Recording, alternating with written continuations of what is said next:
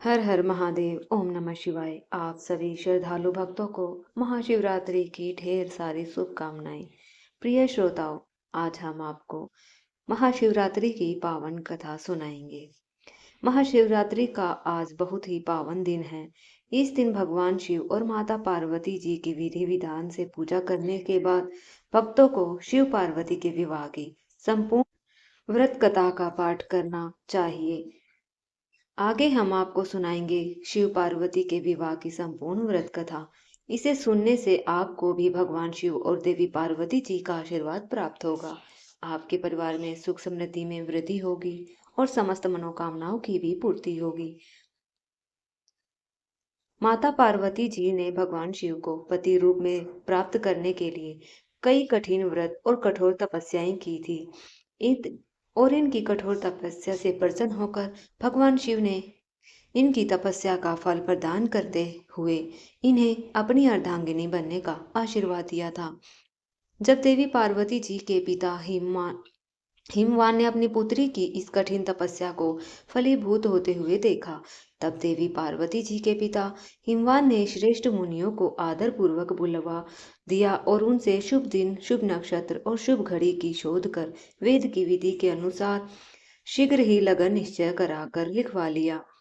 फिर हेमवान ने वह लगन पत्रिका सप्त ऋषियों को दी और उन्होंने जाकर वह लगन पत्रिका ब्रह्मा जी को दी। ब्रह्मा जी ने लगन पढ़कर सबको सुनाया।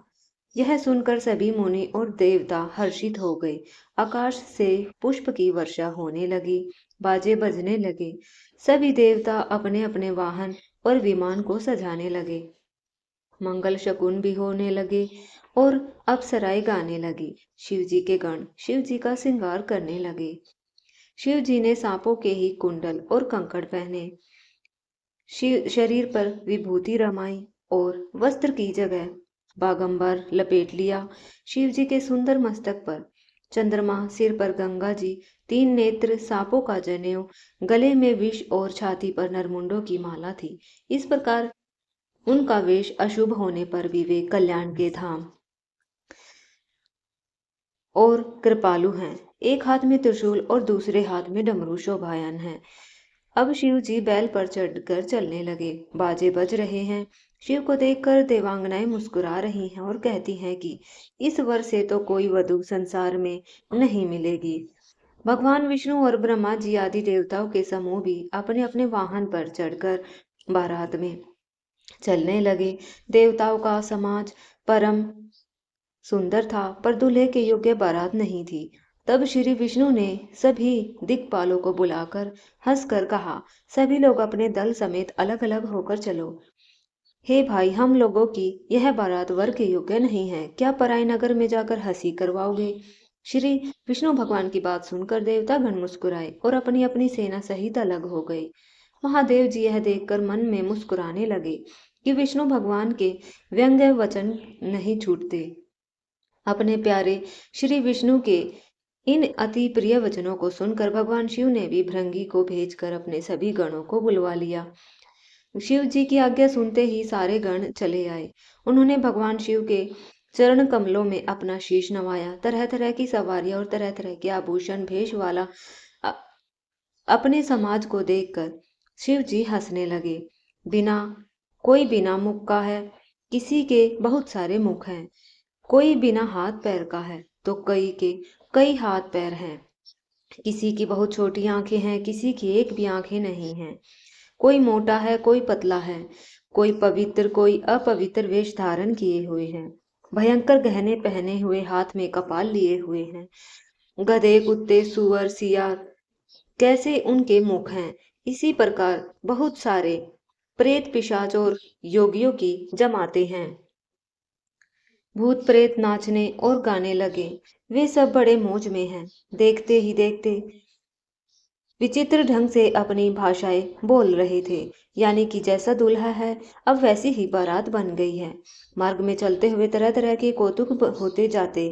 हिमालय ने ऐसा विचित्र मंडप बनाया कि जिसका तो वर्णन ही नहीं किया जा सकता। श्री भगवान विष्णु और देवतागण बारात के सहित नगर के निकट आ गए। यह सुनकर नगर में चहल पहल मच गई।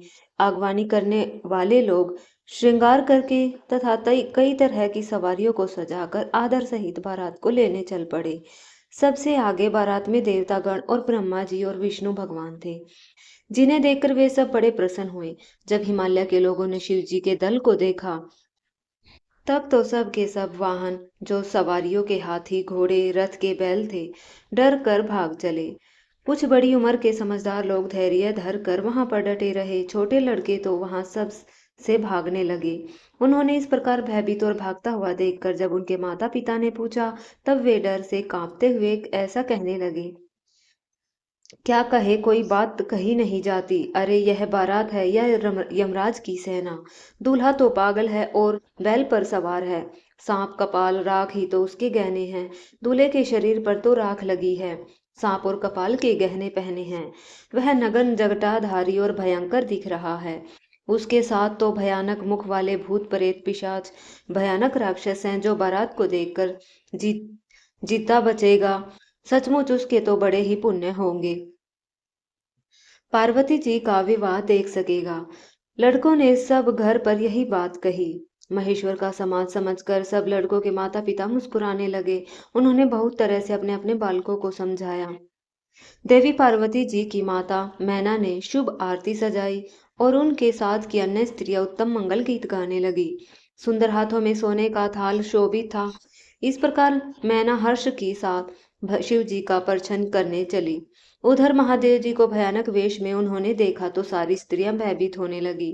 बहुत सारी स्त्रियां तो डर के मारे भागकर घर में ही घुस गई और भोले बाबा जहां जग जन्नवासा था वहां चले गए। देखकर देवी पार्वती जी की माता को बड़ा दुख हुआ, तो उन्होंने अपनी पुत्री पार्वती को बुलाया और कहा, अत्यंत स्नेह से नील कमल के समान नेत्रों में आंसू भर कर कहा, जिस विधाता ने तुमको ऐसा सुंदर रूप दिया, उस मूर्ख विधाता ने तुम्हारे दूल्हे को बावला कैसे बनाया। जो फल कल्प वृक्ष में लगना चाहिए वह जबरदस्ती बबूल में लग रहा है। मैं तो तुम्हें लेकर पहाड़ से कूद पड़ूंगी, आग में जल जाऊंगी या फिर समुद्र में कूद पड़ूंगी। ऐसे भयानक विभत्स दूल्हे से तुम्हारा विवाह तो कदापि नहीं करूंगी। रानी मैना को दुखी देखकर सारी स्त्रियां व्याकुल हो गई। मैना अपनी बेटी पार्वती के स्नेह को याद करके विलाप करती रोती रही। नारद जी और कहती, नारद जी का क्या बिगड़ा था, जिन्होंने मेरा बसता हुआ घर उजाड़ दिया और जिन्होंने मेरी पार्वती का ऐसा उपदेश दिया कि जिससे उसको ऐसे विभत्स वर के लिए तप किया। नारद जी ने रानी मैना और पार्वती जी से कहा कि अच्छा वर चाहिए तो पार्वती को तप करना होगा। इधर अपनी माता को चिंतित देखकर पार्वती जी ने विवेक युक्त कोमल वाणी से कहा, हे माते, जो विधान विधाता रस देते हैं, हमारे कर्म अनुसार भाग्य वो टलता नहीं। ऐसा विचार कर अब आप भी चिंता मत करो। जो मेरे कर्म अनुसार भाग्य में अगर बावलापति ही लिखा है, तो फिर किसी को भला क्यों दोष लगाया जाए। क्या विधाता के अंक तुमसे मिट सकते हैं। पार्वती जी के ऐसे विनय भरे कोमल वचन सुनकर अब सारी स्त्रियां सोच करने लगी और तरह तरह के से विधाता को दोष करके आंसू बहाने लगी। इस समाचार को सुनते ही हिम नरेश हिमवान उसी समय नारद जी और सप्त ऋषियों को साथ लेकर अपनी पत्नी रानी मैना के पास गए। तब नारद जी ने पूर्व जन्म की कथा सुनाकर सबको समझाया और देवर्षि ने कहा, हे मैना, तुम तो मेरी सच्ची बात सुनो। तुम्हारी ये पुत्री साक्षात जगत जननी भवानी है। ये अजन्मा अनादि अविनाशी और ये वो शक्ति है सदा शिव जी के अर्धांग में रहती है। फिर नारद जी ने समझाते हुए कहा, जगत की उत्पत्ति पालन और संहार करने वाली है और अपनी इच्छा से ही लीला और शरीर धारण करती है। एक बार इन्होंने शिव जी के साथ आते हुए राह में रघुकुल रूपी कमल के सूर्य श्री रामचंद्र जी को देखा। तब इन्हें मोह हो गया और इन्होंने शिव जी का कहना ना मानकर भ्रमवश सीता जी का वेश धारण कर लिया। सती जी ने जो सीता का वेश धारण किया, उसी अपराध के कारण शंकर जी ने इनको त्याग दिया। फिर शिव जी के वियोग में यह अपने पिता के यज्ञ में जाकर अपनी इच्छा से योगाग्नि में भस्म हो गई। अब इन्होंने तुम्हारे घर जन्म लेकर अपने पति के लिए कठिन तप किया है। ऐसा जानकर संदेह छोड़ दो। पार्वती जी तो सदा ही शिव की पत्नी हैं। तब नारद जी के ऐसे वचन सुनकर सबका दुख मिट गया। सबकी शंकाएं दूर हो गई। तब मैना और हिमवान भी आनंद मगन हो गए और उन्होंने बार बार पार्वती जी के चरणों की वंदना की। स्त्री पुरुष बालक युवा और वृद्ध नगर के सभी लोग बहुत प्रसन्न थे। नगर में मंगल गीत गाए जाने लगे, तरह तरह के स्वर्ण के कलश सजाए गए, भोजन करने वालों की बहुत सी पंगतें बैठी चतुर रसोई परोसने लगे।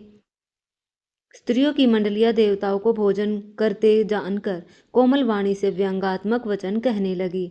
हास परिहास होने लगा। हिमवान को लगन पत्रिका सुनाई और विवाह का समय देकर देवताओं को बुलावा भेजा। सभी देवताएं सबकी योग्यता अनुसार आसन दिए गए। वेद की रीति से वेदी सजाई।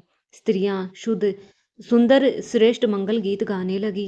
वेदिका पर एक अत्यंत सुंदर दिव्य सिंहासन था, जिसकी सुंदरता का तो वर्णन ही नहीं किया जा सकता, क्योंकि यह स्वयं ब्रह्मा जी के द्वारा बनाया हुआ था। ब्राह्मणों को शीश नवाकर और अपने स्वामी श्री रघुनाथ जी का स्मरण करके शिव जी उसी सिंहासन पर बैठे। मुनीश्वर ने देवी पार्वती को बुलाया, सखिया श्रृंगार करके उन्हें ले आई। तुलसीदास जी कहते हैं कि संसार में ऐसा कौन कवि है कि उस सुंदरता का वर्णन कर सके। जगदम्बिका जानी भवमाना, सुरन मन ही मन केन प्रणामा, सुंदरता मरज जात भवानी, जाई न कोट ही बंद बखानी। पार्वती जी को जगदम्बा और शिव जी की पत्नी समझकर तब देवताओं ने मन ही मन प्रणाम किया। मर्यादा का पालन करने के कारण देवी पार्वती जी की सुंदरता का और बखान नहीं किया जा सकता। तुलसीदास जी ने लिखा, जगत मात पितु शंभु भवानी ते श्रृंगार, न कहूँ बखानी। भवानी जी की सुंदरता की सीमा परम्पार है। तब मुनियों की आज्ञा से भगवान शिव और माता पार्वती के विवाह की विधि प्रारंभ हुई।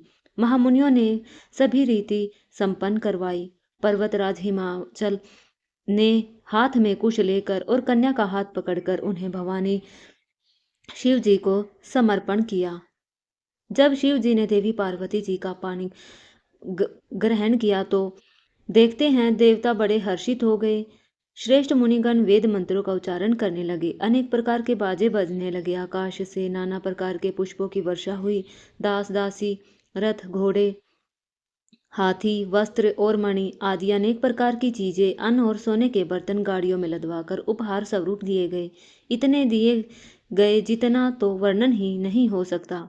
इस प्रकार बहुत सारे उपहार देकर फिर हाथ जोड़कर हिमाचल ने, शंकर आप अपूर्ण काम है, अर्थात जिसकी कोई कामना ना बचे, जैसे पूर्ण काम है, मैं आपको भला क्या दे सकता हूँ, ऐसा कहकर शिव जी के चरण कमल पकड़कर रह गए।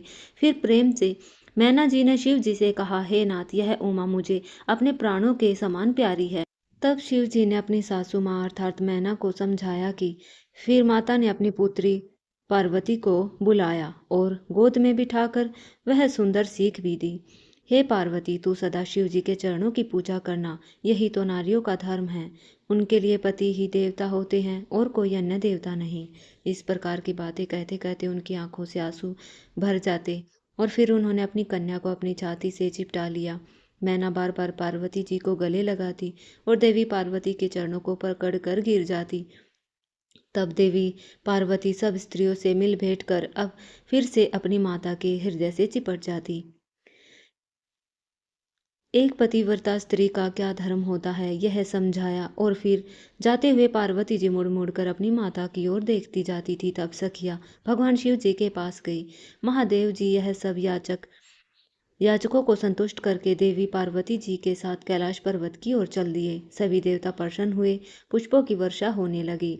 आकाश में नगाड़े बजने लगे। इस प्रकार पर्वतराज हिमाचल तुरंत घर आए और उन्होंने सब पर्वतों और सरोवरों को बुलवाया।